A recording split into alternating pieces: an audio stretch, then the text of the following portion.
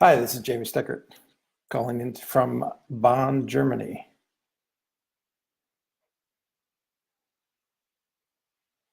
Today we're going to talk about a number of things, and I'm really excited to be here with HundrED. This is the second time. Hopefully this time the technology will be a lot better than it was when I broadcasted from China. So let's start off, and I kind of want to read through a couple things and then have some interaction with y'all and see where it goes from there. Let us imagine that today is the first day of school for one of your children, your own kid. If you don't have a kid, pretend you do. If you have a kid, imagine it's one of your current ones. It's an exciting day as you take off time of work to bring them to school. As you leave your child and walk back home, I want you to fast forward to the year 2032, 13 years later. Maybe you have a little bit more gray in your hair. I know I do. And a little less spring in your step. You're happy. Your child has just turned 18 and you realize that they are ready for adulthood because they have learned 3 essential skills that will pave the way for future success. Okay, let me try to do this. I want you to take a moment. I'm going to put into the chat a link, a web link. You should be able to see it now. It's called menti.com. And so when you click on that link, they're going to ask you for a code. And here's the code.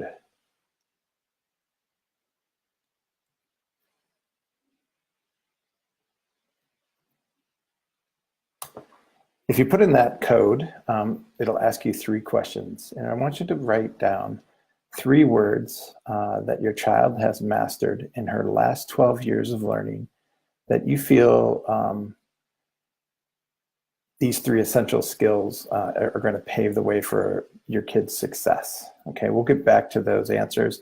If we don't have a lot of answers, I'll leave that link on the chat for a while, and people can continue to add to it. And then when there's enough additions, I'll post it later on the HundrED page. Okay, so reimagining education. School reform and the school improvement began in earnest in the United States around 1980 with the famous report entitled A Nation at Risk. I can give you a link to that also. Let me get that for y'all and I'll put that in the chat. This is when Ronald Reagan, some of you may be too young to remember him, but I'm not. And that's in the chat now too. Yet almost 40 years, it's kind of crazy. It's almost 40 years of concerted effort to change. The school experience in most cases has not altered much since we institutionalized it in the 1930s with compulsory school laws in the United States and abroad. In the next 30 minutes, or however much time I have, I'm going to walk you through a design change that we intentionally undertook to operationalize how we think we work with kids at Think Global School.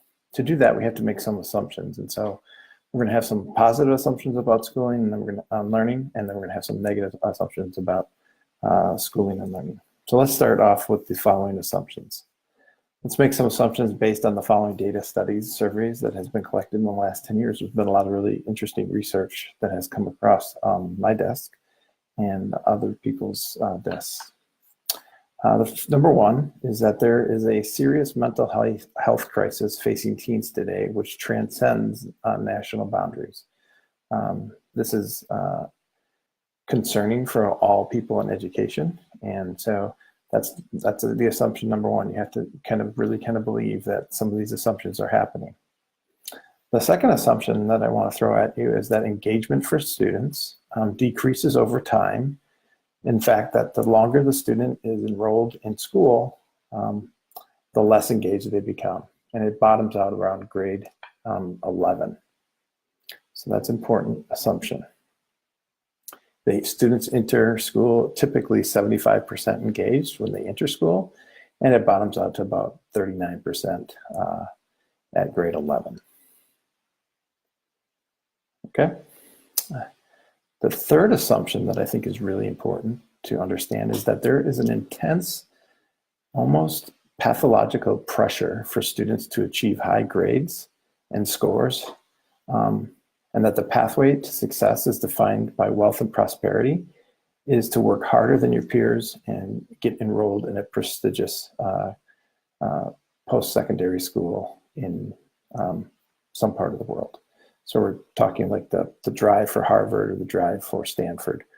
What kind of pressure does that put on our students? So we see that there's an intense pressure for students to achieve those high grades and scores. The fourth assumption is that the rate of change in the world is accelerating. Often at times it appears to be very chaotic. And as a result, parents and students have a real palpable fear that they will get left behind if they don't achieve. And so we see that when we talk to students, and we see that when we talk to parents. And then the fifth assumption on the negative side is that long-term sustained stress on brain development includes an increase in mental illness rates, a loss of memory, and a decrease in brain cells.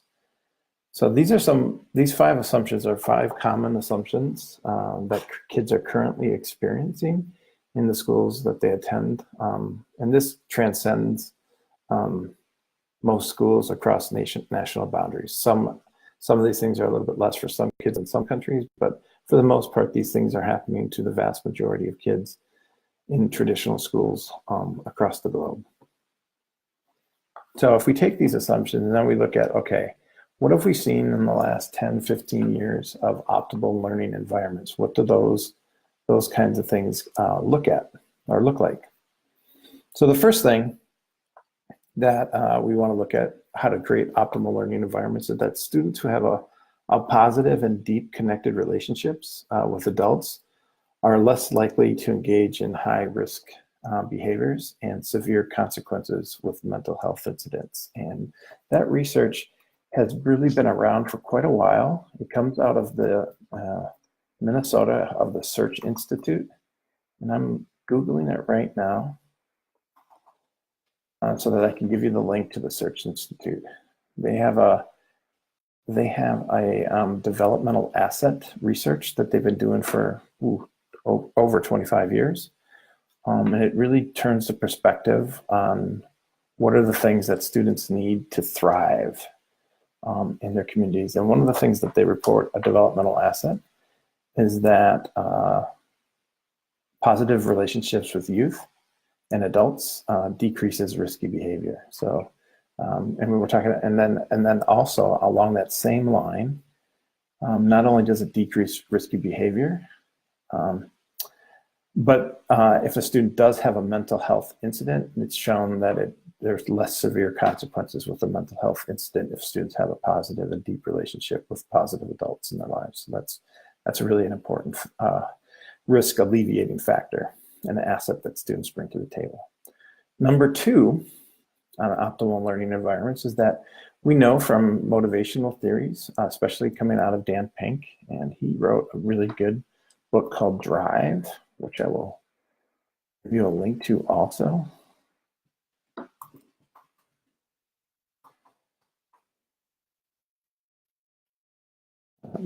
The surprising truth about what actually motivates us. So here's the link for that book. If you haven't read it yet, I'd take some time out and add that to one of your bookshelf books to read. But basically what comes out of Drive is that we see that internal motivation is best developed by designing systems that promote autonomy, where people get real and meaningful choice, mastery, where they get to learn something, skill, and get better at it. And the last thing that Dan Pink talks about is a sense of purpose. These 3 things combined leads to an increase in agency and engagement with students who in these optimal learning environments. The third factor that I think is really important for optimal learning environments is the realization of how the brain develops. And so between the ages of 11 and 18, we see for the first time, so because of this imaging techniques that we can use now, we see a huge spurt of brain development that merges the emotional side of the brain, the limbic section, with the executive functioning side of the brain, the frontal cortex. Yet each person develops this in a highly individual rate, calling for a high degree of personalization for optimal development. Basically, there's no such thing as an average brain development. So for the professional, the educational professional, you see these beings, these adolescents coming into your classroom, and they look adult-like. They're physically developed to look adult. And then you question in your mind, it's like, why are they making kind of suspect decision-making skills? Well, that's because for a kid between the ages of 11 and 18, the neural pathways that go from the limbic section, which is the emotional, the feeling side of your brain, over to the decision and executive functioning side of the brain, aren't always the established pathways. And so sometimes our kids look adult-like, but they actually make unadult-like decisions. And so we can't make these assumptions, so that when we create these optimal learning environments, we know that to create really good executive functioning skills, we actually have to focus and get our kids to have metacognition of why they make decisions and reflect upon those, so those neural pathways are being created. So that's really in an optimal learning environment. And you have to be really intentional about that. It's not just serendipity that happens. The fourth piece of the kind of what I think is an optimal learning environment for kids today is really understanding what Generation Z kids want. Okay, there's a large survey that went out, and kids are reporting back of how they like to learn best. It probably is going to be no surprise to you that only 12% of Generation Z kids actually like learning in the classroom. 12%. The vast majority of these kids, the Generation Z kids, like to learn in cooperative learning groups. They like to learn from each other. They like to learn on teams. And they desire hands-on learning experiences. Okay? So that's an optimal learning environment where we put Generation Kids, Zs in teams, cooperative learning type of things, and experiential learning experiences. This is what these kids are wanting in terms of how they view learning best for themselves. The fifth portion, or the fifth thing that I think is really important for optimal learning experience, is experiential learning. And I want to talk about experiential learning in the sense of why it's good for brain development. This is really kind of an important concept that I don't think gets talked about. We like experiential learning because kids like it, but why do we like it, and what effect does it have on the brain, I think is really important to mention. Experiential learning model, and I actually have let's see if I can get this in the chat. I actually have a diagram for you, and it won't let me upload a photo. Okay, well, I can figure about that anyway. So what happens is that experiential learning excites the emotional center because they're actually doing something live, and there's a sense of urgency. Okay, when we have this sense of urgency and we test out our new skills through repetition and action, and then we reflect upon it later on using the experiential learning model, all the major sections of the brain are being activated. So the limbic section, when we get emotionally charged about a new activity, okay? Then the premotor and motor section of the brain over here gets activated because we're actually doing something, not sitting, but we're actually like using our body to actually do things. And then when we hypothesize about it afterwards, or when we reflect upon it afterwards, we actually draw the lines between the experience, the emotion, the doing, the actual motor skills that we actually use. And then we also reflect upon it, which actually hardwires that neural pathway. This is a lot different than the lecture talking format that really only engages the short-term memory of the brain. And so it doesn't really hard code it into long-term memory that we want our students to be able to draw upon later on. So the thing about experiential learning that's really important is if we hardwire it into the brain, and then later on, when we go back to those things, the kids can remember them, and then they can transfer that learning to something new with proper facilitation. And so this type of learning actually increases long-term academic achievement. Now, we may get short-term academic achievement from the other methods of instruction, but this one actually has been shown to show long-term academic achievement. Excuse me, I have to take a little sip. All right. The last two that I'm going to talk about is healthy stress. So we talked about the negative effects of stress, long-term sustained stress on brain development. So this is common. We typically experience post-traumatic stress disorder with very long-term stress related incidents. But But this can also be long-term stress is constantly thinking about something over and over and over time. And that increases, like I said before, it increases mental illness rates. But stress in and of itself is not a bad thing. Healthy stress is actually positive for learning. It's just cognitive dissonance that between knowing something and not knowing something, and you want to establish an equilibrium. And so that's a really important process for learning. It's part of the evolutionary process. So you can tell students that, hey, look, your response to a stressful situation is hardwired into your genetics. It's how we survived as a species. So it's normal. And so the best case scenario for healthy stress actually is where there's no immediate threat or fear. It's positive, and it actually can help you perform better. So for example, when I'm about to go on stage, you don't want to have no stress. You don't want to be just this calm blob going on before stage, because if that's the case, you won't get your peak performance. So what coaches are trying to do, and what teachers should be trying to do, is increase the stress level to the optimal performance, but not too much to cause distress. These short bursts of increased stress increases memory, increases performance, it actually increases achievement, and then it's relieved. So it's a stress burst and then relieved. And so we don't want to continue to stress our students out on a continuous basis, because we know that is a negative aspect of stress. So one of the things we can do is help students be aware of the body's reaction and develop a mindset of contingency planning, which, once again, if you're thinking about this, is this connecting, like, I have the stress, I feel this emotional piece in the back of my brain here, and that's a response to the emotion, the limbic section of my brain. And what we want to do is get students to pause, focus, and then decide to make a decision, which is in the frontal cortex, of how they want to react to that stress, as opposed to what evolutionary-wise, we either do one of two things. We're either going to flee or we're going to fight, and we gear up with an adrenal drop when that happens. And so what we're really trying to do is help students articulate that, become self-aware of their bodies when they have these kinds of stressors, and then be able to plan for the future. And contingency planning is really a frontal cortex kind of activity. And those executive functioning skills is really what we're trying to get students to develop over time. And the last thing an optimal learning environment allows for is proper rest, proper nutrition, proper exercise, proper de-escalation of stress so that they can do things. Being able to have free and relaxed time between learning, because you can't be at peak performance all the time. You got to have down points. You got to have times where you can rest and reflect and come back and perform.